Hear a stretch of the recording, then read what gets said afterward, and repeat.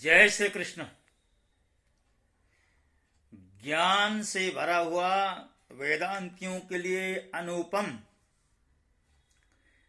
ग्रंथ अष्टावक्र गीता का दूसरा प्रकरण आरंभ होता है।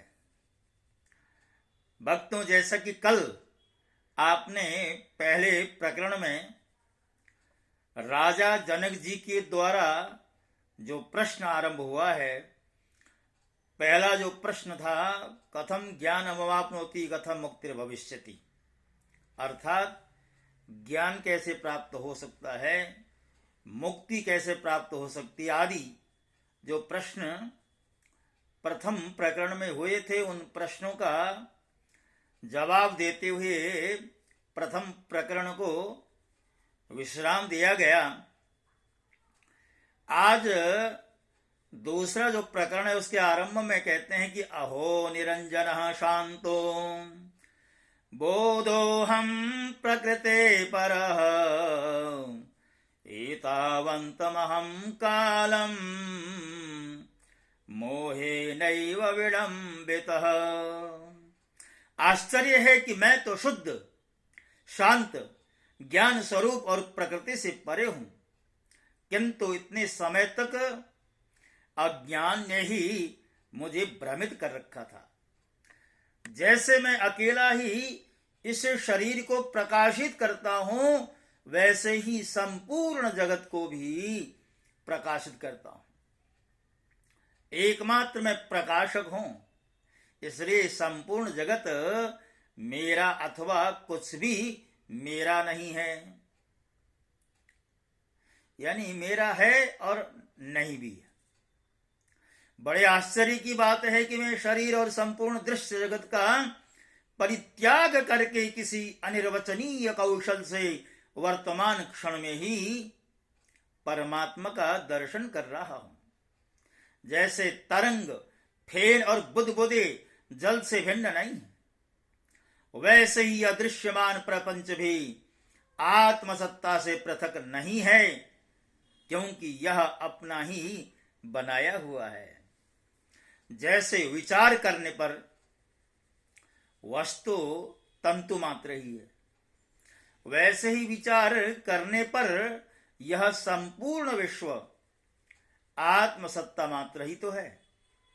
जैसे शर्करा गन्ने के रस से बनी और उससे व्याप्त ही है, वैसे ही यह संपूर्ण विश्व मुझसे बना है और मुझसे ही व्याप्त है।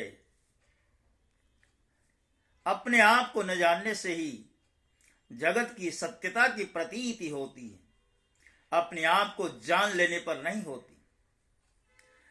रस्सी को न जानने से सांप की प्रतीति होती है, जानने पर नहीं। प्रकाश मेरा निज स्वरूप है, मैं उससे पृथक नहीं हूं। जब जब यह विश्व प्रकाशित होता है, तब तब ऐसा मेरे प्रकाश से ही होता है।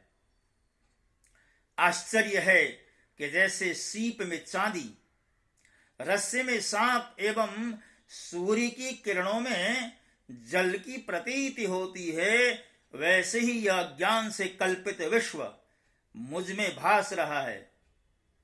जैसे मिट्टी में घड़ा, जल में तरंग और स्वर्ण में कंकण समा जाता है, वैसे ही मुझसे प्रकाशित यह विश्व मुझ में ही समा जाएगा। मैं आश्चर्य स्वरूप हूं, मुझे नमस्कार है, क्योंकि मेरा कभी विनाश नहीं है। ब्रह्मा से लेकर तिनके तक संपूर्ण विश्व का नाश होने पर भी मैं स्थित रहता हूं। मैं आश्चर्य स्वरूप हूं, मुझे नमस्कार है, क्योंकि मैं देहधारी होने पर भी अद्वितीय हूं। मैं न कहीं जाता हूं न आता हूं, मैं तो संपूर्ण विश्व में व्याप्त होकर स्थित हूं। मैं आश्चर्य स्वरूप हूं, मुझे नमस्कार है, मेरे समान चतुर और कोई नहीं है, क्योंकि मैं तो शरीर का स्पर्श भी नहीं करता, फिर भी चिरकाल से विश्व को धारण किए हुए हूं। मैं आश्चर्य स्वरूप हूं, मुझे नमस्कार है, क्योंकि मेरा कुछ भी नहीं, अथवा जो कुछ वाणी और मन का विषय है वह सब मेरा ही तो है। ज्ञान, ज्ञेय और ज्ञाता वास्तव में तीनों नहीं हैं। जिस अधिष्ठान से अज्ञान से ये तीनों प्रतीत होते हैं वह माया मल से रहित शुद्ध ब्रह्म मैं ही हूं। आश्चर्य है कि समस्त दुख का कारण एकमात्र द्वैत ही है, उसकी कोई दूसरी दवा नहीं है। बस ऐसा ज्ञान ही उसकी दवा है कि यह संपूर्ण दृश्य मिथ्या है और मैं अद्वितीय शुद्ध एवं चिदानंद स्वरूप हूं। मैं वस्तुतः बोध स्वरूप हूं। अपने स्वरूप के अज्ञान से मैंने उपाधि की कल्पना कर ली है। नित्य ऐसा विचार करते रहने पर यह सिद्ध हो जाता है कि मेरी स्थिति निर्विकल्प में ही है। कितने आश्चर्य की बात है कि मुझ में संपूर्ण विश्व की प्रतीति होते रहने पर भी वह वस्तुतः मुझ में नहीं है। न तो कभी मुझे बंधन हुआ है, न तो मोक्ष। आश्रयहीन होने के कारण भ्रांति स्वयं शांत हो गई।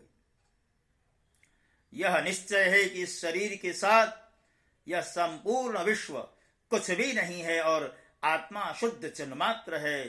फिर अब यह कल्पना किसमें संभव है? अर्थात किसी में नहीं। यह शरीर, स्वर्ग, नरक, बंध, मोक्ष और भय यह सब केवल कल्पना मात्र है। फिर मुझे चिदात्मा के लिए क्या कुछ कर्तव्य शेष है? अर्थात कुछ भी नहीं। आश्चर्य तो यह है कि भीड़ भाड़ में भी मुझे द्वैत नहीं दिखता। सब सूने जंगल के समान हो गया। अब मैं प्रीति किससे करूं? न मैं देह हूं और न तो यह देह मेरा है। मैं जीव भी नहीं हूं, मैं तो शुद्ध चेतन हूं। मेरा बंध तो केवल इतना ही था कि मैं जीवित रहना चाहता था। आश्चर्य है, मुझ अनंत महासमुद्र में जब चित्त रूपी वायु चलने लगती है तब झटपट बहुत से दृश्य पदार्थों की तरंगें उठने लगती हैं। मुझ अनंत महासमुद्र में जब चित्त रूपी वायु शांत हो जाती है तब जीव रूपी व्यापारी के दुर्भाग्य से यह संसार रूपी जहाज ठहर कर नष्ट हो जाता है। बड़े आश्चर्य की बात है कि मुझ अनंत महासमुद्र में बहुत सी जीव रूपी तरंगें स्वभाव से ही उठती हैं। वे आपस में टकराती हैं, लहराती हैं और विलीन हो जाती हैं। अष्टावक्र गीता का दूसरा जो प्रकरण है कितना गंभीर है, कितना आनंददायक है, हम समझ सकते हैं। इसी के साथ साथ दूसरे प्रकरण को मैं विश्राम देता हूं। जय श्री कृष्ण।